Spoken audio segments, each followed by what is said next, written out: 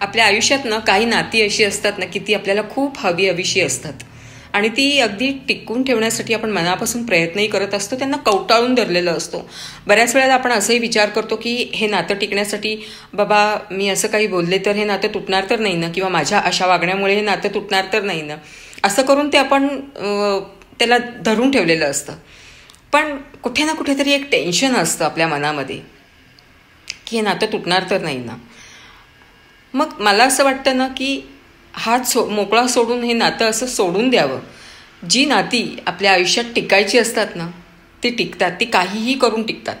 आणि ज्यांना टिकायचं नाही आहे ना त्यांना तुम्ही कितीही कवटाळून धरायचा प्रयत्न केलात ना ती कधी ना कधीतरी निघून जातात आपल्या आयुष्यातून. आता एक उदाहरण सांगायचं झालं ना तर माझ्या शालेय जीवनामध्ये माझी एक खूप खास मैत्रीण होती.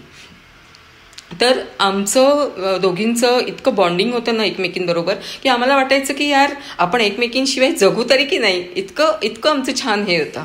शालेय जीवन संपलं आणि त्यानंतर तिचा रस्ता वेगळा माझा रस्ता वेगळा असं झालं. त्यावेळेला मोबाईलची पण काही सोय नव्हती, त्यामुळे आमच्याकडे एकमेकींना कॉन्टॅक्ट करण्यासारखं असं काही राहिलं नव्हतं. पण तरी ॲड्रेस वगैरे होते. पण नंतर आमची लग्न झाली, पुढे तिचं नाव बदललं गेलं, लग्नानंतर माझं नाव बदललं गेलं आणि त्यामुळे मग म्हणजे बरेच वर्षानंतर आम्ही परत कॉन्टॅक्ट, म्हणजे जवळजवळ 15-20 वर्षानंतर फेसबुकवरती कसं बसं आम्ही एकमेकींना भेटलो. आणि त्याच्यानंतर एकाच सिटीमध्ये पुण्यातच असल्यामुळे मी तिच्या घरी गेले, तिला भेटले वगैरे. त्यानंतर मला खूप आनंद झाला होता की बहुतेक परत आमची जी मैत्री होती ती परत आम्ही इथून कंटिन्यू करू, असं हे बहुतेक फक्त माझा गैरसमज होता.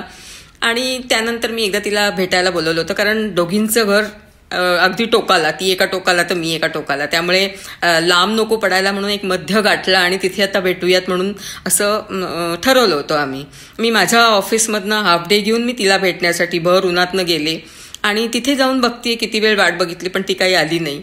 आणि कळवायचंही तिला तेवढं बहुतेक महत्त्व वाटलं नाही, तिने कळवलंही नाही. आणि मी जेव्हा फोन लावत होते तेव्हा तिने फोन उचललाही नाही.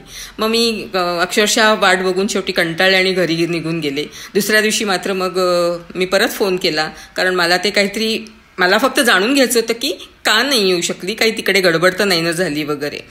म्हणून मी परत फोन करून तिला विचारलं तर तेव्हा तिच्याकडनं म्हणजे समजलं की तिने खूपच लाईटली घेतलं होतं की अगं मला निघता नाही आलं ऑफिसमधनं वगैरे, असं झालं ते. तिथेच मला समजलं की बहुतेक तिला ती मैत्री आता कंटिन्यू नाही करायची आहे. त्या टाईपमध्ये एक ओळख म्हणून ठेवेल ती मला, पण आधी जसं होतो ना आपण तसं ती मैत्री नाही. त्यामुळे मी पण असं ओढून ताणून बाबा असे प्रयत्न काही मी केले नाही.